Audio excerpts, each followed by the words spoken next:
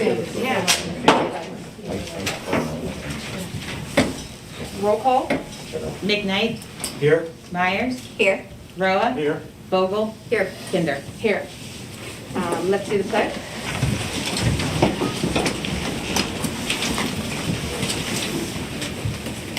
I pledge allegiance to the flag of the United States of America and to the republic for which it stands, one nation, under God, indivisible, with liberty and justice for all.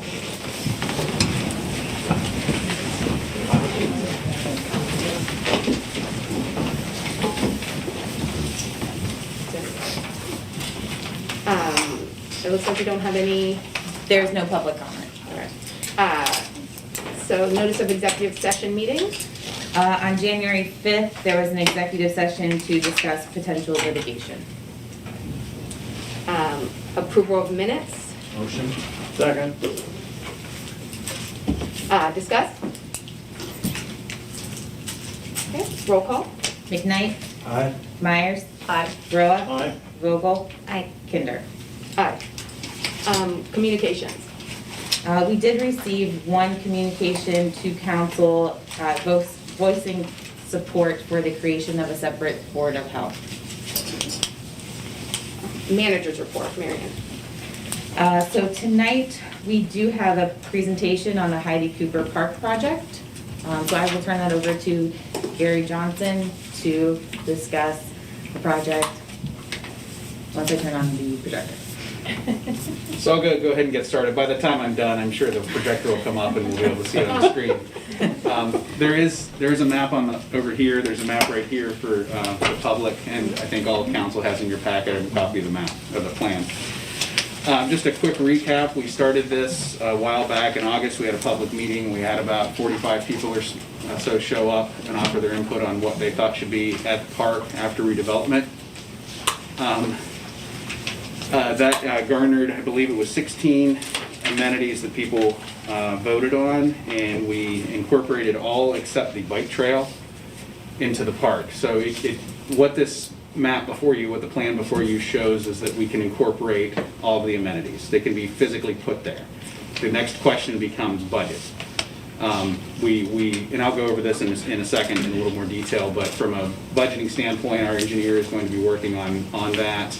We're expecting it to be pushing $1 million, frankly, is what the overall budget would probably be if everything there were built.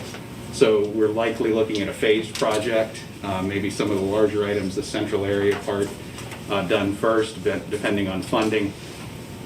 So we hope to have the budget in another month or so. We'll come back to council with the budget, and at that point we can talk about specifically, okay, what amenities might we want to include in phase one. And then, but at the end of March, we will then approve submission of an application to the Department of Conservation and Natural Resources, which is really what's driving the schedule at this moment. That is due in April. So we'll be back to council 2 more times before we actually go to get the grant from DCNR. We do have about $162,000 in local CDBG funding dedicated to that so far, and we can look into the rest of the match is a 50-50 match. So if we get $300,000 from DCNR, which is the max, we have to provide at least $300,000 locally. So right now we have $162,000 roughly in CDBG. We also know that the Ymca is generously helping out with funding, and I know Creating Landscapes with Jan is also looking to maybe help us out a little bit. The remainder of that funding would most likely come from either CDBG or potentially ARPA money, as opposed to straight up city cash, which is of course another option, and that of course is up to council. So that's part of the process. That's what we're looking at now. So to go through the plan real quick with you, to show you. Along the right side, you'll see the notes, and no one can read that. I can't read it. I'm not sure if I could read it if I was right in front of it. But all of the notes on the right side correspond to the amenities that are included graphically on the map. So on the right, it kind of explains what those are. So up toward the yellow part, well, let me back up a little bit. The green shaded section toward the middle is considered an environmentally sensitive area, and we're trying to limit development in that area. It's old growth. Trees, it's wetland areas, it's the streams go through there. So we try to limit the impact on those. So we try to focus the development on pretty much on the Williamson Road side where it already is. So you'll see the yellow dash line is proposed trails and walking areas. I should back up again. The purplish, pinkish line around the edge is the actual entire park. You'll see to the left is Fairview Fairmont. To the south is Plateau Drive. To the north is Fairmont and Poplar Street. And then to the right is Williamson Road, just to orient you. So along Williamson Road, you'll see the basketball courts. Basketball court and a multi-purpose court are proposed to remain where the current tennis courts and basketball court are. The parking lot up from that toward the top there is going to be expanded and formalized as an actual parking lot. Right now it's kind of just a bit of a mess. Quite a bit of a mess, frankly.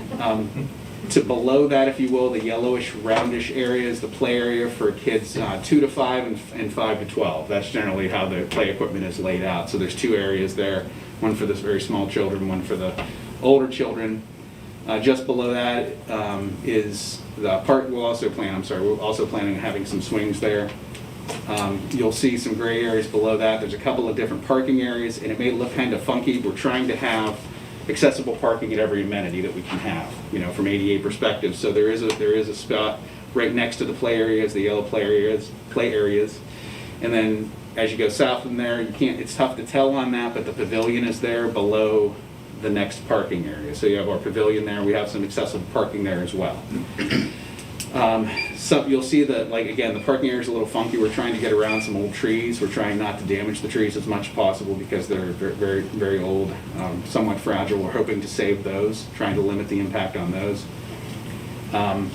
Going down on the map, you'll see down at the bottom toward the corner of Plateau and Williamson is an existing informal parking area, which we also intend to formalize. It's already there, so we figured we may as well use it. Most of the dashed areas, walking trails are not accessible, strictly per the ADA regulations, but will plan on having some mostly accessible, almost accessible from the lower parking area, which is at the top of the map, going through the flat area, which is currently a former open field.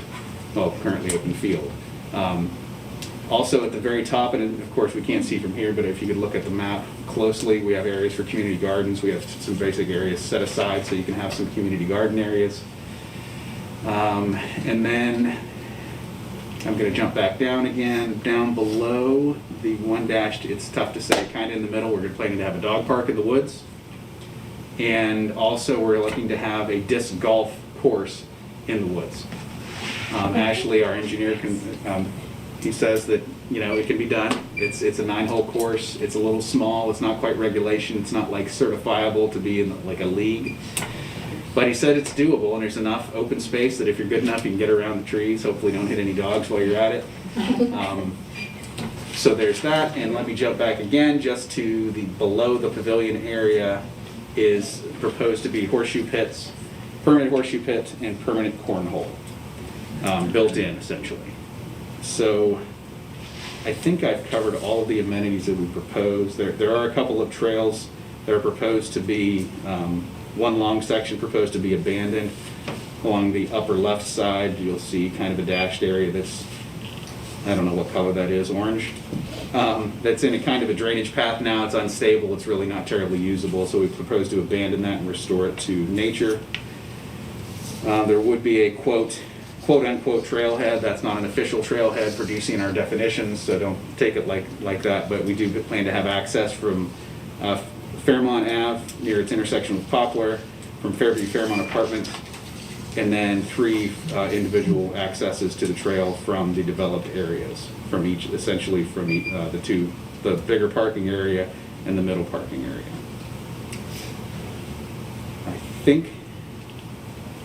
I think that covers everything. We do plan to have separate lighting for each court area on a timer.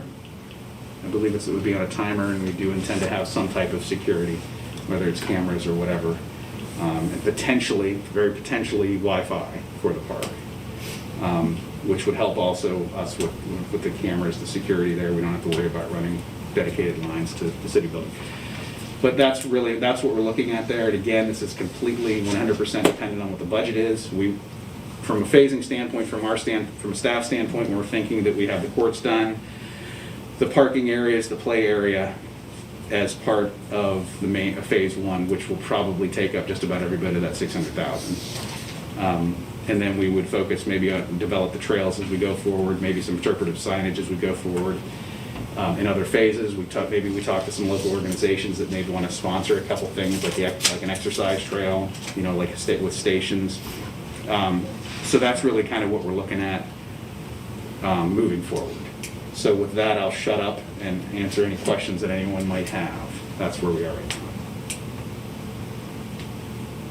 These the finalized, final plans? I'm just asking. Well, if council bless, it's up to council. Okay. And so this is the concept that shows we can fit everything in. Right. It's really at this point, if council likes what it looks like and likes the amenities that can be included, it basically from here, it's really about funding. Okay. So, and if phasing and funding, if we can't get the full amount, it has to be phased. If we can, then that'd be amazing. That means that we have $700,000 in local support, frankly, is what it would come down to. And if we could do that, that would be unbelievable. But that's where we are.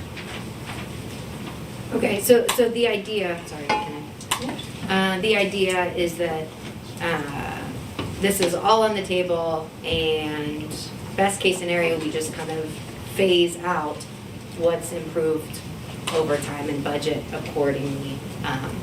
Is there any, would there be any other vetting process other than just purely budgetary, we can't raise the money for this phase? You mean any other detail? I guess hurdles? I'm just saying is this basically is the plan as presented what's going to happen if we get all the money that we need, or is there any other narrowing? It's purely budgetary. Is that given that I should have mentioned this has excessive topography challenges. I think the difference from the lower parking lot to the upper parking lot, I want to say it's 30 feet topographically. So all kinds of challenges from an accessibility standpoint and also from a stormwater standpoint. Right now, for whatever reason, we collect some stormwater just above the tennis courts, and we actually discharge them right next to the tennis courts and over top of the tennis courts with this big old pipe. It's got to be a 10-inch, 12-inch pipe.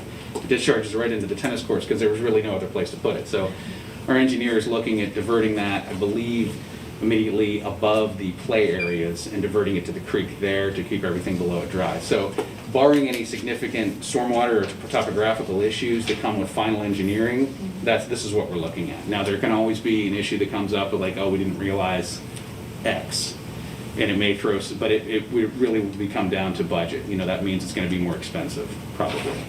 But barring anything largely unforeseen, this is pretty much what we're looking at. Anybody else have a question? I have a question. Gary, a number of years ago, if I recall correctly, there was a highly selective timber cut done on this property. And highly selective cuts actually stimulate the growth of the remaining trees. Is it about time to consider that, because that would be a source of revenue for this project? I believe that was, I'm not a forester, first of all. I was a history major, not a forestry major. I believe that was during Andy's tenure, since 2014, so it's probably a little soon to do that again. That's not to say that potentially it could be done again very sensitively if we develop this. But I don't know that it's time yet. I think 7 years or 8 years ago. Yeah, I thought it was longer ago than that. I thought it was more like 15 or 20 years ago. No, I remember it was during Andy's tenure because there was some issues with it. Okay. Some damage that was done during it. But anyway, yeah, that's how I remember that it was during his time. That area that Jim's speaking of, is that going to be cleaned out any? Because it's really thick and overgrown. No, the intention is to leave it alone. Leave it pretty much in nature other than developing the trail and developing the dog park, and potentially we might have to do a little bit of tweaking with the disc golf. But it's largely meant to stay natural. Anybody else? So, like the dog park, have you thought about, like, would there be any sort of, like, environmental impact of, like, dog waste and stuff? Like, I'm just thinking, like, is this kind of in the forest? Like, I can't see that well.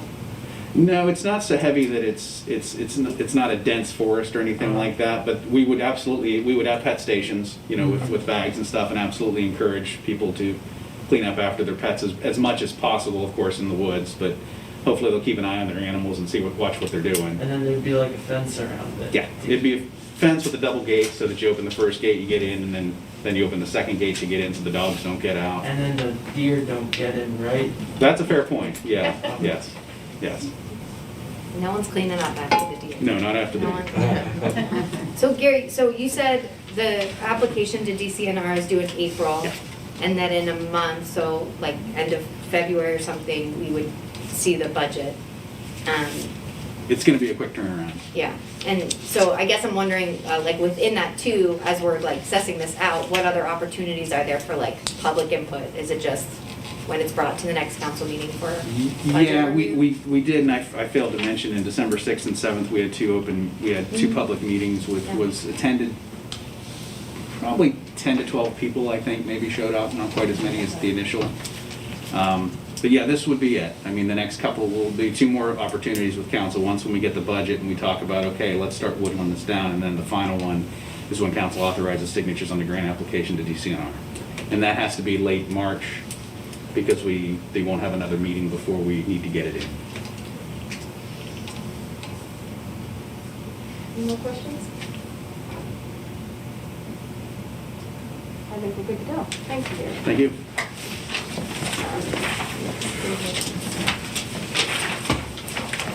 So we have Talon Bowden from the YMCA and Jan Hyatt from Creating Landscapes here to discuss about the walkathon that they would like to do to support Heidi Cooper Park's revitalization. So I'll turn it over to them. You want us to? Want me to leave this on my face, take it off? Okay. You can take it off. All right, so I provided the council with some papers prior to, and this is just a quick overview, and then we'll come back again later once the council has decided if they're for this or against it, or what their opinions are following this meeting. And I'll come back with more detail and things like that. So on our first page, we're kind of looking to bring into park programming back, which is what we would like to do and why we started this project and everything that happened. So the thing that we would do is park programming, which we used to happen, and we would start just at Heidi Cooper this summer. Would be Monday through Friday, and Creating Landscapes and the Meadville YMCA have agreed to split the day and how we could facilitate the programming there. From 10 a.m. to 1 p.m., the Y will do it, and then 1 to 3:30, like Creating Landscapes will. The Y is looking to provide lunch for the kids there, so we're going to look into funding through a couple different options to get food, and then Creating Landscapes agreed to provide healthy snacks for the kids at 2:30 so that they have something in their belly before they go home. We're still looking at more details, like I said, so not super detailed in here. Meadville YMCA will be responsible for teaching kids some outdoor skills, along with fitness activities, sports, and outdoor games. So we'll do like any sport, learn all the sports, teach them about things in the wilderness and what you should and should not do, what plants are good, and I believe Jane with Creating Landscapes is going to do that as well. And then we'll have just normal outdoor games. Creating Landscapes is looking to bring in some art activities, nature walks, gardening, and library field trips. So the kids will have educational experiences along with fitness experiences. So they'll get pretty much a wide variety of activities throughout the summer.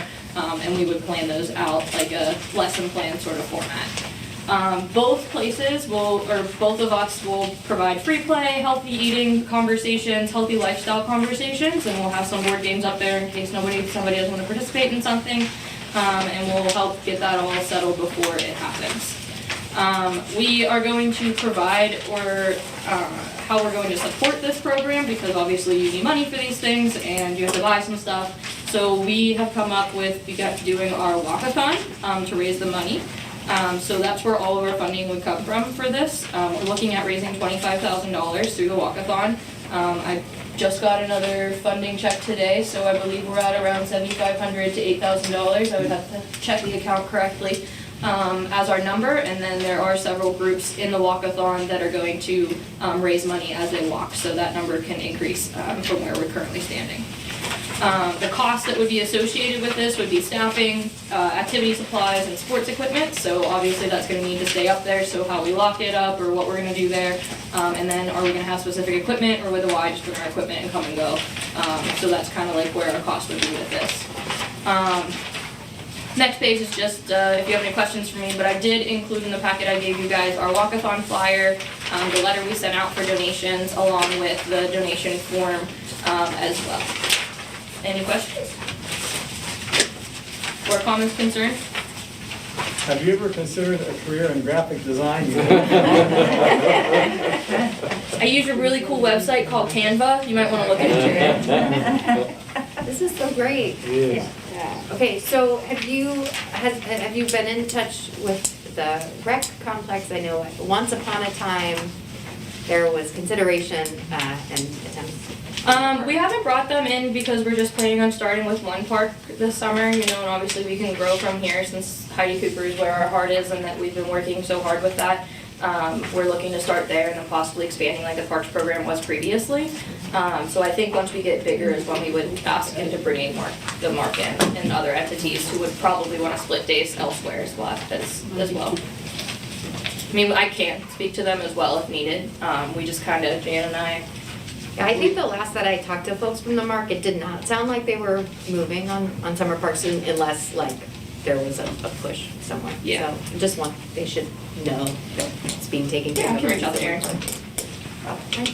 Well, we're hoping that that the Mark will mount a walking team and participate with us. Yeah, I'm hoping to And support the funding. become a partner.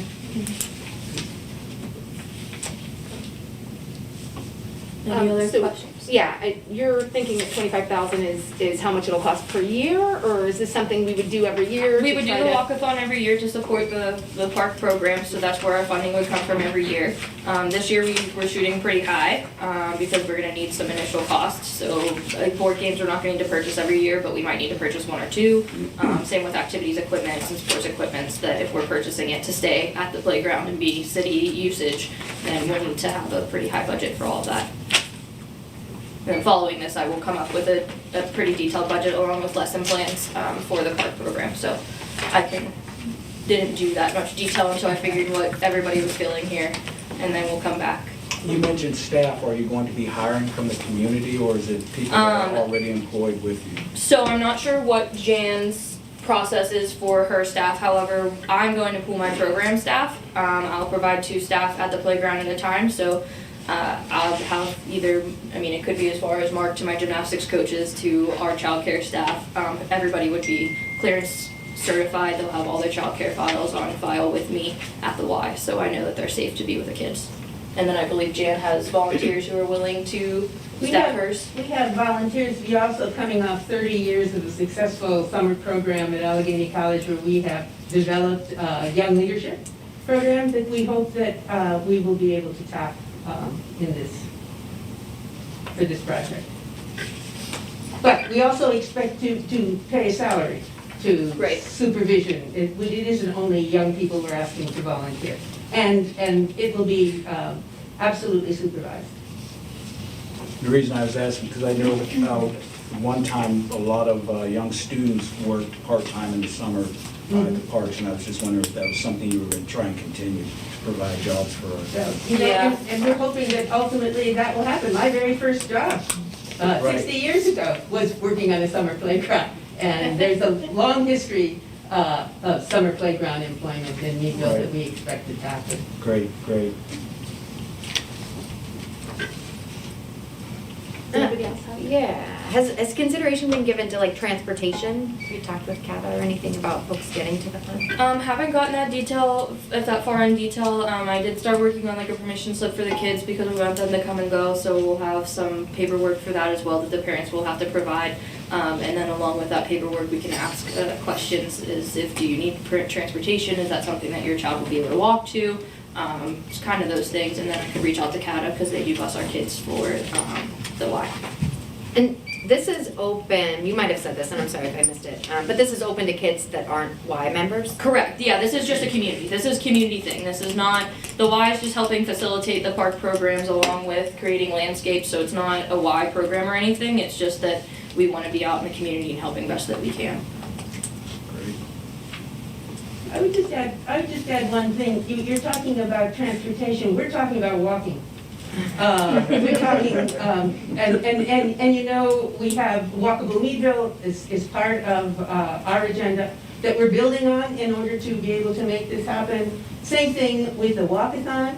After we've had, in my opinion, the vision is to have 25 teams of 25 out walking families to raise the funds. This is active citizenship, to raise the funds for the playgrounds that they said was their primary objective for the community. If you remember the My Meadville agenda, I'm sure you do.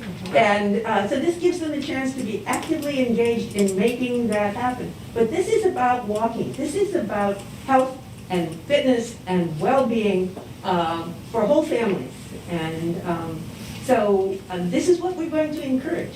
Yeah, no, that's fantastic, and I even mean like walking buses or something, like ways for kids to get there safely. If you know, not everybody's got a parent at home or something like No, that. it's true, but if it works as we hope it will work, if is there lots of mentorship available in this program, it's conceivable that there will be brigades of people walking there. Do we know, I know CATA plans to expand their biking fleet, like the bikes you can sign up. Is there plans for Heidi Cooper? Do we know? No, but that's not a bad idea. Yeah. What do you need from the city or from community? Well, currently right now with the Walkathon, we're at the process of collecting funds. We just sent our letters out at the beginning of January. We are starting to receive our donations in for this program. And we are going to start signups for the leagues or for the teams here soon as well. So we'll get that registration going, and then teams will either pledge their $1,000 or we will provide that team the $1,000 from our funding if they don't want to fundraise it themselves. So the Y will be fundraising money because we're a nonprofit. So we'll raise the money as we're doing our walking, and then there's going to be a lot of funding that we did previously so that families who don't want to do the funding or can't do the funding will have that money, and they just have to walk the miles. And this information is already out, or this is a preliminary, like this is, you've sent out the letters? I sent out about 157 letters. Right, and the flyers are like out, you're starting Yeah, to get them so out? we didn't start advertising like the event until we were waiting to see how much funding we were going, because we want to provide as much funding for everybody as possible. We don't want anybody to have to raise the money, so if we can get that all donated, that's our goal. But obviously, if we don't get $25,000, we're not going to cancel our event. So we'll have a kickoff event on March 20th. I put a permit in to use the Diamond Park. So I think we still need to get you a check for that possibly. And we'll have vendors and everything there and stuff like that from our kickoff event, and then we'll follow with a 6 or 8 week long walking. I don't remember how long we said. 6 weeks. 6 weeks? Okay. So we'll have 6 weeks following that for us to reach our 25,000 mile goal of walking. So we have plenty of time for families to get out, get active, and then we'll provide them with the Walkable Meadville maps as well, so that they have access to everything that Walkable Meadville has been doing in creating landscapes. And you remember that Walkable Meadville, the agenda for Walkable Meadville is safe, interesting pathways through the city of Meadville. The library being one of the major stops along the way. This is marked with garden stones that have been created by the children from the Children's Garden and Second District School. If you notice, there are garden stones all over the Diamond Park. It goes from the family's garden to the library. That was the first leg of the journey. Second leg of the journey is going to go from the library to First District School to the cemetery, then back over across the Porter Street Bridge, back down to the Children's Garden, which is on South Main Street. So that's a 3.2 mile walk, the second leg of the journey. The third leg of the journey will happen maybe next year, we hope, and that will go up to the Car Hall Garden, to the college. And the next leg of the journey, hopefully we'll be walking in Heidi Cooper Park along those trails as well. So we will have between a 5 and a 7 inside of Meadville, walkable trail for community wellness, fitness, So and well-being. As the years go on, we'll build with Walkable Meadville, we'll build with the city, we'll build with how we can to expand this and continue to expand the programming as the years go on. But keeping it small, keeping it little for this year at Heidi Cooper, having 2 companies do it, and building off of this, learning from our mistakes, learning what we need to do, all of that, and starting small as we learn. Plus Heidi Cooper, we want that park usage in that area to get people ready for the upcoming renovations that are going to happen. So we want people to see and use that park. I just have one question. Has there been consideration to like crosswalks and things like that? And I'm thinking of Williamson, that hill it's dangerous. People go fast, you're not really visible. There's a funny intersection at the bottom, it's at the top of this map, but it's the bottom of the hill. Is that part of this? Does that have to get coordinated with somebody? We're not anticipating a crosswalk No crosswalks upper. anyway. There's one Oh, at, okay. yeah, not up there, no, not as part of this, no. And I just want to say, as on your way out the door, you might want to notice that on the front walk, still Marianne? Yes. One of the garden stones is right to the left as you walk out the front door of the city building. They're all over the Diamond because the Diamond Park was a large hub of their first year of walkable Meadville. Have you considered looking at direct donations of equipment or games or anything like that? Yeah, so once I get approval, obviously through the board to continue going on with this, I will look into donations and things like that so that we don't have to, buy all the equipment and things of that sort. Just need approval to move forward, and then we can start on what the budget would be and how far we need to go and how much we play in employees and everything like that. Have you already compiled that list? Not yet. What if there's another group that would be interested in participating or anything? I don't see an issue with spreading responsibilities. That's definitely okay. I have like 5 or 6 departments underneath my belt at the Y right now, so I'm okay with spreading as far as we can. We honestly just kept it small from the Walkathon group because we have been working together for so long, and then we met with Gary and Marianne to get some guidance on everything and make sure we're following the protocols that we need to. And then we can invite groups in. I mean, I don't have an issue with it. I mean, they can even do earlier hours, later hours. We just kind of spread it up evenly between the 2 groups. Well, and one other thing too, in truth, we've been waiting for the city council to approve. Correct. Before we go out and shout it from the yardarm and tell the world. In terms also of calling in making the second call to the people who had received the letters, the follow-up calls. We deliberately waited until after this meeting to be certain that we had the support of the city and that we were all on the same page and that we were working together and not at odds at all. There's already plenty of that going on in the world. We didn't want to contribute to it. Correct. So we're waiting to hear from you. So following this meeting, depending on your decision, we'll come back with a very detailed plan, just like I did with Hoop for the Coop and Heidi Cooper. So I would come back with the budget, the lesson plans, how we're getting funding, where's the funding coming from, where are we asking from donations, and we would start that process with approval. Oh, and I just want to back up and to Elizabeth's point. Our walkable Meadville has all crosswalks and all sidewalks. The walkable Meadville pathways are very carefully prescribed so that nothing along that pathway is outside of a crosswalk. Remember, safe, interesting, educational opportunities to walk and learn at the same time. So I guess you're asking us to support what's going on here, just to...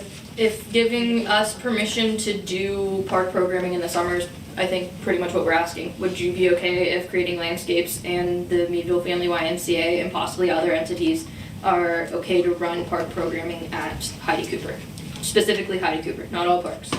We don't got the staff for that yet, or plan or funding for that, so. Right. We just need approval to be able to do that, and then I would come back with the final plan. You could approve it once again, and then we would put it into the community saying that this is what we would be doing in the summer. So this has not been announced. The Walkathon has been announced, but the park programming has not been announced. It hasn't even been talked about to the general public. It's just between us here. Is this a, And the television now, depending on what you guys say. So. right, is this a motion sort of thing? Or is this just Or a? is this just us Consensus. supporting? It's, I think at this point, just to support, to see the budget, to have Talon come back and create that, and then present that to council. What done this- legal position is that going to put the city in? Sure, we've done that in the past with an agreement with the organization that wanted to provide summer park programs. So we would have an agreement with them, there would just be the typical insurance requirements. And in the past, we just had some discretion. If for some reason the city wasn't happy with how the programming was going, if there was a lack of supervision, I'm sure we're not going to have that, but if things weren't going well, that the city could end that relationship, right, and hold the program. But we could prepare that so that everyone could look at it and we could supply that. And we could provide like the insurance paperwork and everything. Yes, you already have it, so it's Yeah. just naming the city Right. on your insurance. Yeah. I'm supportive of moving forward. I'm also a supporter. So am I. I have a question though. Moving forward, once this program gets established, might there be an opportunity in the future for the Y to coordinate with the rec complex and have a comprehensive learn to swim program implemented for the community? After all, 70% of the planet is covered by water. It's really a good idea to learn how to swim. Is your approval contingent on this Learn to Swim program? No, not, So- but I sure hope it would be a consideration. I don't want to answer this incorrectly, and I don't want to answer it wrong. The Y will not be participating in any programming with water currently. Our pool had to be shut down recently, and we have about $350,000 of work that we need to put into our pool. That's why I asked about coordinating with the rec. Our board and their board do work pretty closely, but not completely closely, so it would be a board decision on that. So I would present it to my board would present it to their board, and then we could go from that process along. We do have people who are on both boards, so it does sometimes move quickly, but I would need permission from all of them to be able to do that. Not saying it couldn't, but I just have to follow my processes with my board and everything as well. I'm fine with the program. Good to go. Tell me when you want me back and and I can bring it. I'll touch Okay. base with you, yep. All right. Thank Thank you. you. Thank you very much. I have no other items under the manager report. Old business? There are no updates to the authorities, boards, and commissions. New business. So you'll see a motion to exonerate the city treasurer for collection of unpaid 2021 per capita tax. This and the next motion to exonerate the city treasurer for collection of unpaid 2021 real estate tax. These are annual actions by council to exonerate the city treasurer, Michelle Sampson, from collection of delinquent per capita and real estate taxes. Simply means that it's no longer her responsibility to collect taxes. That's moved along to a contractual collection agency.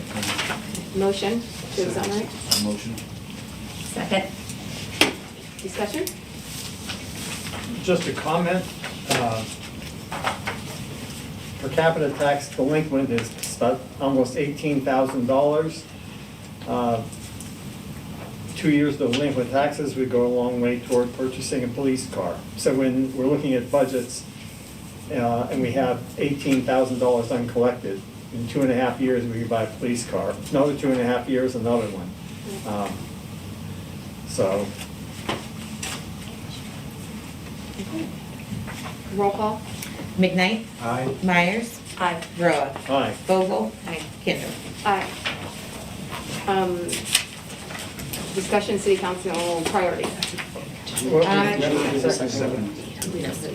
I Oh, moved to exonerate. because she explained it, I apologize. I moved to exonerate. Motion to exonerate, So moved. Second. Discussion? Roll call. Did we move maybe on per capita? Did- Yeah, the Yeah, first that motion was was on per the- capita. yeah, This per one capita is- was So this for one, real this estate. one's Real real estate. estate. Correct. We've passed per capita. Yes. Correct. Got it.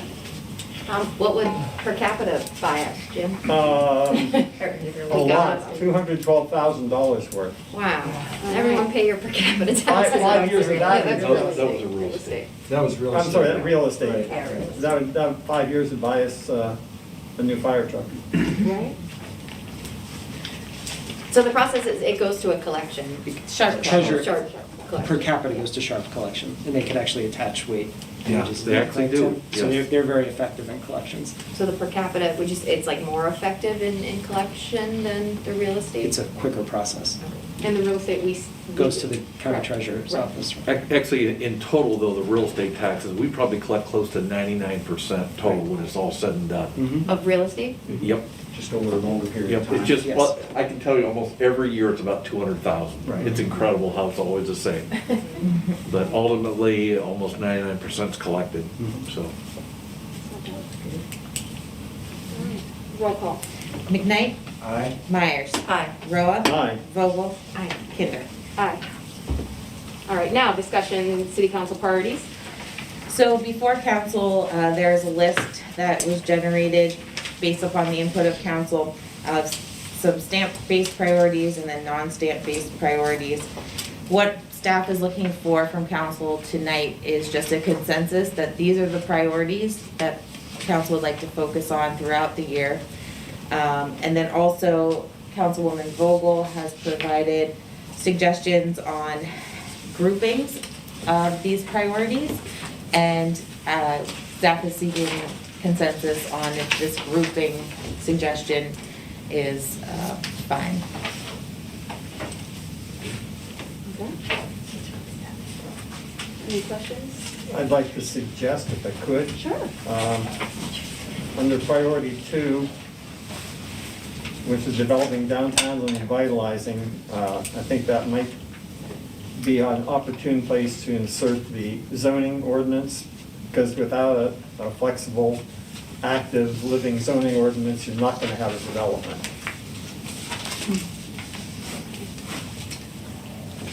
So that's just reapportioning it from one area to another. I guess I'll just provide a little context. I guess when I was looking, that's well taken, Jim, I think you're right. But when I was looking, we had like a list of 21, 22 priorities, which just felt, oh, it's a lot to do, right? But there were like natural categories or natural groupings that were emerging for me, at least they were natural the way I was reading it, so open to moving some of these around. But the thought being, right, that maybe, and this could happen at a subsequent meeting if we are in favor of it, but the thought being, right, that maybe one or two of us could step up to kind of take on digging further into each of those, like priority groupings, and obviously working with staff to see those through.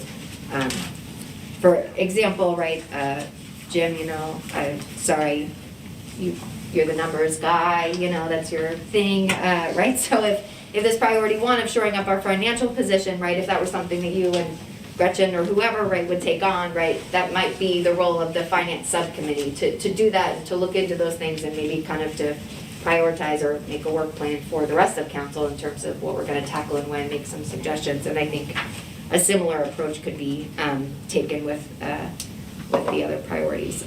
I don't know, we don't necessarily need to get that far tonight, but that's where my mind was going when I categorized as I did, because otherwise it felt overwhelming.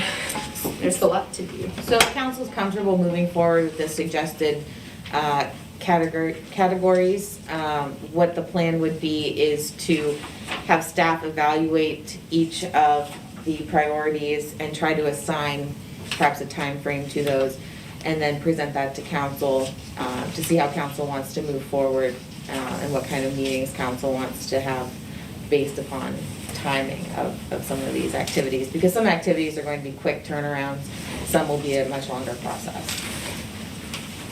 Miriam, would it make sense if we do want to move towards like kind of claiming priority areas, like to have council as part, like in on those conversations with staff to help to Yes. kind of formulate a Yep, timeline? we'll kind of reach out on the back end and get everything smoothed out, and then present that to council and have council be able to make a public, kind of. So if we feel something from, say, priority 2 should be priority 1 or vice versa, can we do that now or can we do that later? Either time, any time is fine? That's correct. Okay. Yeah, you can do it, again, these are not, this is nothing Kinda like a true concept, about this with a yeah. capital T, this is It's what not I was in seeing. stone. Right. Yeah. The one, I did have a question, if someone could explain the citywide evaluation of and possible restriction of service delivery modules. If that is clear to anyone in terms of what, that was a non-stamp priority. Anyone has, I could probably answer that, okay. since I might have written it. Now we're outing ourselves now. Yeah. I'm suggesting that we may need to look at all of city operations thoroughly and see if there are economies to be gained without sacrificing the service delivery to the taxpayers, because that's what they're paying for. Again, it's just a nice way of saying what steps do we need to take on the spending side to delay or avoid Act 47 status.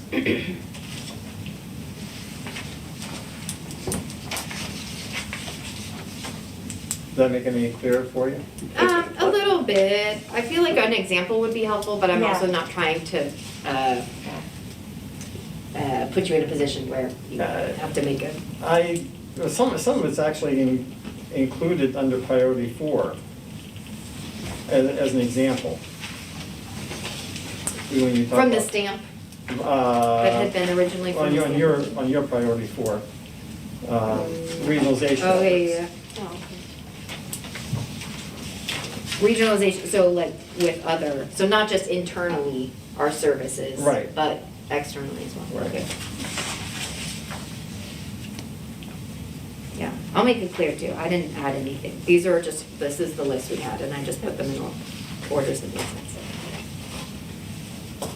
So I guess what you're asking is, can we move forward this way?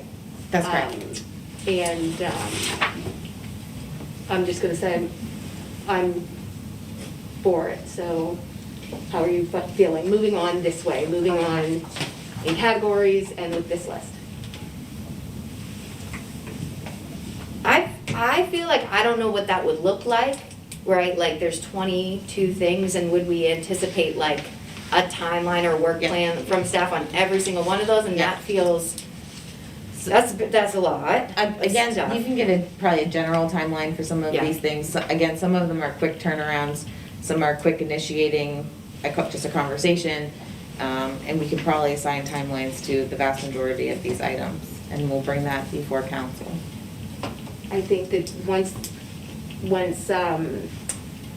staff gets a hold of it, puts timelines on it, kind of looks at it, it'll make it more digestible. Do you know what I mean? For us to look at, and then the public can look at it, and we'll just go from there. Sure. Well, yeah. Oh, no, I just think I like the little pods, that just makes it really, really smart and handleable. Yeah, I think it's great. Yeah, I guess I will say, so certainly around the priorities that I submitted that were not stamp priorities, like I submitted them not necessarily like expecting staff to like have to do all that work, right? Like, and so I guess like around those things, I'd want to be in those conversations because, right, like I would imagine that the timeline staff comes up with is like, this is the timeline that where staff has capacity and like where we would see it, but like if the work, if someone that, where I know I'm speaking vaguely, I'm sorry. We But will coordinate with council as we create the timelines. It won't be a siloed city staff only discussion. okay. I guess what I'm trying to do is offer help and support, and I know it sounds like I'm not, but but offer help and support in that, right, like, rather than maybe like all 5 of us, it's just like, right, you consult with like 2 people on this one priority and 2 people on this one priority, and we hash it out and bring it back. To me, that feels more manageable, but, I don't know, I'll back off and let other people weigh in on this process.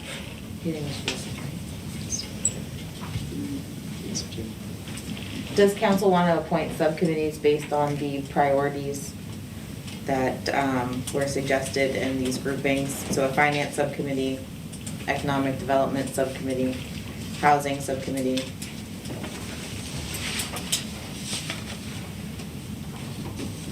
How do these dovetail with our other subcommittees? I think there may be an argument that some of the subcommittees we had really don't need to exist anymore. That's correct.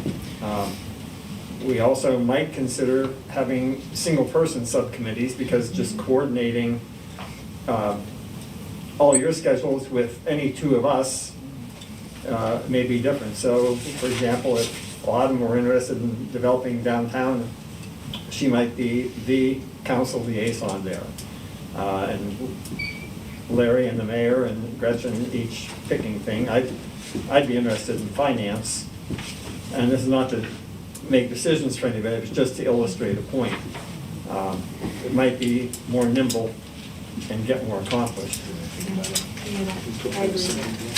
So we will probably coordinate with council, think about the subcommittees and what council is interested in doing, and then appoint for council's consideration at the next meeting, these subcommittees. I think that makes sense, and I will, yeah, because I also sent this today. I mean, like, in terms of, like, if we do want to move forward with the groupings, and so I recognize that folks may not have had a chance to sit with it, so, I think that makes sense, so maybe we can sit with it, think about where we'd want to focus and what we could land. And do a discussion next, in the next meeting? That's what, yeah, I think that's what I'm hearing, yeah. Is everybody good with that? That's fine. Okay.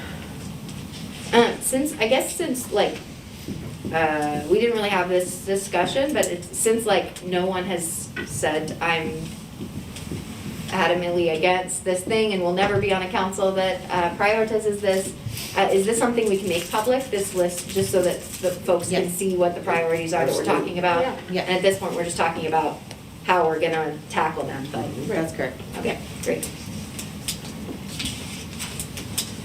All right. Okay. We'll move on to discussion. City of Meadville Board of Health. So Becky Dawson is here to talk about what she would view as the benefits that the Board of Health could do more broadly. So Becky? Good evening. So in the past week, I learned that we could have a Board of Health here in Meadville, and given that we are living through a pandemic, it probably will not be the last pandemic of our lifetimes. I thought it was a good time to discuss what a Board of Health could do, and I think it dovetails a lot with what we've already talked about with parks development and safe spaces and everything. A Board of Health is not just a pandemic planning committee. Really, it's committed to trying to understand how we can make a better, healthier, safer community for all of our residents. And so I think in the short term, what we're looking and what I would imagine a Board of Health could do would be to provide counsel to council, or council being the Board of Health, related to things. I mean, we've talked about a couple of things. Transportation, we have free testing at the fairgrounds, you have to have a car. How could we get people up to the fairgrounds to get tested? We have a lot of people in our community who are calling, anyone at this point in time, but to understand how to read test results, what to do with test results, because they're getting tested at facilities that aren't their primary care physician and all of that. I also think that we are coming into a moment where the medical center is getting ready to do their, every third year, their community health needs assessment, where we look at what are the health needs of the community, and health being defined super broadly in terms of access to care, nutrition, housing, safe spaces for kids, and really thinking that it might dovetail a lot with what council is doing in a lot of the priority areas, because we have a really great structure in place to get a representative sample, to really think through how to pull data, to design a survey. We've been involved with a lot of other folks community-wide or countrywide, not just here in the community, to make sure that that survey is done properly. And then I think long-term is that if we want to have a healthy community, we need health education and health communication, and we need people in our community that can stand up and say that they're health leaders. I know that we have the medical center, but they are healthcare providers, and a health leader, I think, is somebody who could be a provider, but also something else. And so I think it would be really helpful knowing that the past 2 years have been really hard, and that we're gonna all try to recover from COVID, that we would have some sort of board or leadership or commitment to both the community and to council to be able to really discuss and forward think what we are going to need to be a healthy, safer, stronger community that really is healthy for all. Because I think that there's a lot of things, even off the tip of my head, access to care is a real problem here. We have almost 20% of our population across the county that doesn't have a primary care provider, which is a real issue when you think about what we've faced over the past years. So who do they call? How do they get treatment? How do they get answers to their questions? They don't have someone to call. And I think that that's one of the things that, we could all be working together to think through. How do we attract more physicians, and how do we connect people with physicians, and how do we really build stronger and build back from the pandemic, so whatever the next thing is, we're better prepared for it. And it's already built in. So I think there's also some excitement from people who've been putting in extra hours and really thinking about the pandemic from this health leadership standpoint, that would be willing to step in and maybe even take the burden off of some of our other people that have really stepped up to do that work. That's great. Happy to take questions or hear what you think. Or So the question before council tonight is, does council want to explore moving towards a separate board of health, or does council want to stay as the appointed board of health, but maybe look into some various options of some more informational disbursement to the community? So that's up to council to kind of decide if they want to tonight. And ask Gary any questions. Sure. So just for some context, right, council currently serves as the Board of Health. You have since 2009. Prior to that, there had been an outside Board of Health consisting of 5 members appointed by council. 2 of them are supposed to be healthcare professionals. I believe it was just challenging to find people to serve on that back at the time. But maybe we've come away from that now, and there's new energy to serve on that. So the Board of Health has powers prescribed by the Third Class City Code. Currently, we probably exercise 10% of those powers serving as council, really just inspections. And Gary, you can jump in at any time. But that's really what you've been doing. There are other things that an outside Board of Health could be doing. There's also, as Mary Ann indicated, other things that you could be doing as council, serving in that capacity. You could also bring in outside professionals to assist if there are people willing to do that. So you really have a wide range of things that you can do right now. So we don't have to change the current structure. If council were to find that might add an unnecessary layer, right? You don't need to be prescribing rules and regulations. You could just be bringing in very interested people saying, hey, help us, right, with getting information out on some of the topics that Ms. Schwartz brought up. You could pursue those under your current structure, or you could decide, again, by ordinance, to appoint 5 members as a Board of Health, making sure they hit the qualifications necessary, and then they can act. They generally would have to report to you, okay, but they would be an outside board, which would have certain powers under the Third Class City Code, and it's really a question of council whether you want to delegate that or whether you want to keep that and kind of guide it with assistance. So if we go away from the board, the council doing it and give it to someone outside, is that going to be a cost or is that volunteer? Well, in the past, it was both. You would have to consider how you're going to staff that, right? And it's going to add a layer. I don't think it all could get done by volunteers, really. At least in the past, it wasn't. And I think staff might have that concern of how are they going to do what they should do if they're a separate entity, right? So it might be easier to keep it as council and bring in people, volunteers, rather than push that create another layer. You certainly can. You're just gonna have to figure out how to staff it and pay for what they need. When you say a separate entity though, right, that's the same as like the redevelopment It's authority exactly or the like market that. authority? It's So it's an exactly like entity that's still appointed, right, by the city of Meadville and kind It of is. falls under the umbrella It is, organization? it is. And, you know, as far as, so in full disclosure, I am on the MMC Board of Directors, for example, right? And in the midst of a pandemic, I think this discussion would be important to them, right? And all healthcare professionals wondering, okay, if we're gonna change how we've handled a Board of Health in a city since 2009, you know, maybe involve those parties, right, who are very interested, right, of what does that mean, right? Because people will be wondering, what's the Board of Health gonna do? Now, are we gonna really change things? Because under the code, there are powers like directing kids in schools to stay out of school, for example. Our health officer has never done that, okay? Dealing with vaccinations, right? Our health officer has never done that. Our Board of Health has never done that. So I don't want it to sound like there's a can of worms that could get opened here, but you just have to make the first decision of, are you comfortable operating the way you have, which is council serves as the Board of Health, right? And bring in and expand what you could be doing, right, with help. Or do you want to appoint people, right, and have them run with it, right? As an outside board. There's no right or wrong, right? But if you appoint an outside board, just like Mary Ann's, you know, is at a redevelopment authority meeting, right? Or Tim was at a MASA meeting last night, you know, you're gonna have to staff the meetings and the reports and the minutes and all of that have to get done properly. So it's just an extra layer of, it's an additional, not extra, that's the wrong word. It's an additional wing of government, right, that you just have to be cognizant if you set it up. Does it, I wasn't really quite clear. Could you have that and have it be all volunteer? If we had souls that were like, we believe in this, and we just, you know, could that be all volunteer?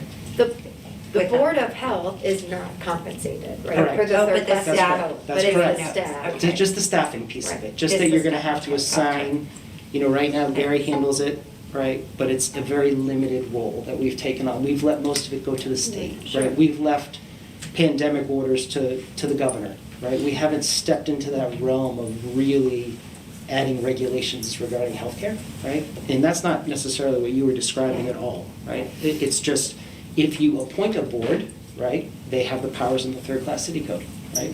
So that's all I'm pointing out, is that you're just like your redevelopment authority, your market authority, right? The water authority can go out and issue bonds, right? For example, MASA can go borrow, right, lots of money, do things. You just have to be aware, we're not just, it's not a subcommittee, right? This is you hold the power now, right? And that would be delegating that and appointing others to serve on what could be a powerful entity. And that point that you just made, like, we have that same power now, right? So You if we do. wanted to be a more active Board of Health, it would be the same considerations, because we'd still draw on more staff Absolutely. time. Yes. And that would still be a Yes. concern. And that Board of Health, if we were to move forward and have a separate Board of Health, like, would still have the same limitations that like our council has, right? They'd still have to consider limited staff time, limited resources, right, as they're making decisions, right? Correct, but There's you not would a stay, ton you of would stay money. more involved. So I think part of the question is do you, Sure. and I know you have interest in this, right? So it's a question of, are you looking to appoint and send a group off to do this work, or are you looking to be a part of it, right? And if you're looking to be a part of it, you can keep it as council, right? And you can bring in these professionals and volunteers who want to help, right, to take these initiatives. You can do either. This seems like, from the comments, a regional effort, not a city effort. I mean, you talked about 20% of the county not having insurance. That's not just a city problem, that's a whole thing.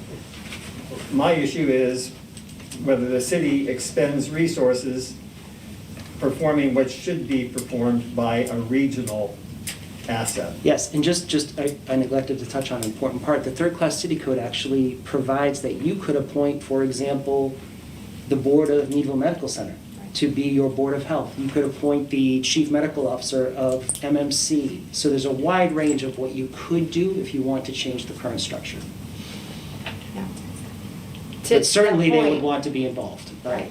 To that point, though, I can't imagine that the Meadville Medical Center Board right now would all, want to have an additional, right? No, I'm just pointing, no, no, I'm sure, like, I don't know, I'm not speaking for them, and I just flagged my hat, just Right.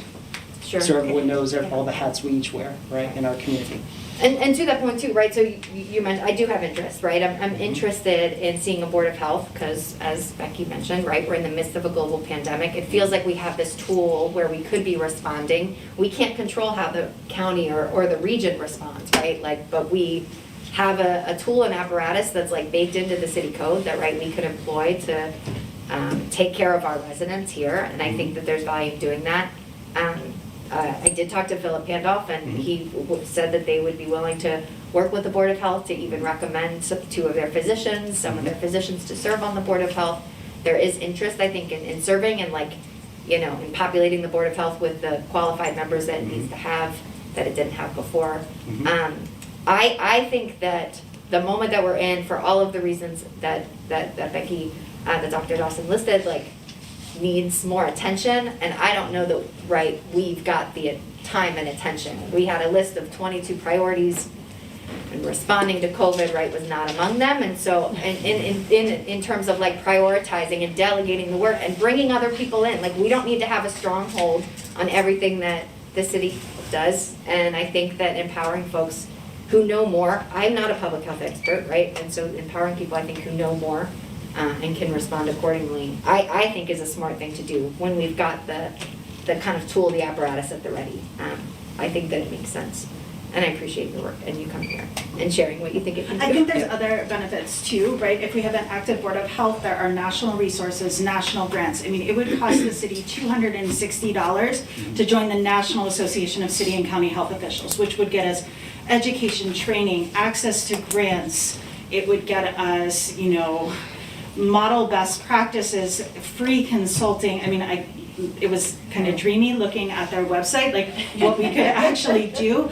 And I also looked at Wilkes-Barre, which is also, and I apologize if I'm mispronouncing the city name, which is also a third-class city here, has a Department of Health, but they're on the calls every week with the Secretary of Health. They're getting firsthand information, they're getting to ask questions, they're getting to highlight the great work that they're doing, all because they have one person and a website and they've called this woman named Reagan. And I just think that, we could get that so that we're not surprised by what the governor does, that we have the information, that we know what tools are coming, that we are part of the conversation to understand whether it's back to school, whether it's new vaccination campaigns, whether it's hand washing. I mean, who knows what the next thing is gonna be, but I think that it would really benefit us to make it and then make our presence known in Harrisburg so that we could get on those calls, so that we have a phone number to call. I will tell you that the governor did collapse the regional field manager program, which was our Department of Health person here in Northwestern Pennsylvania in August of 21. So I don't know who to call at the Department of Health. I know Tom Washington does not know who to call at the Department of Health.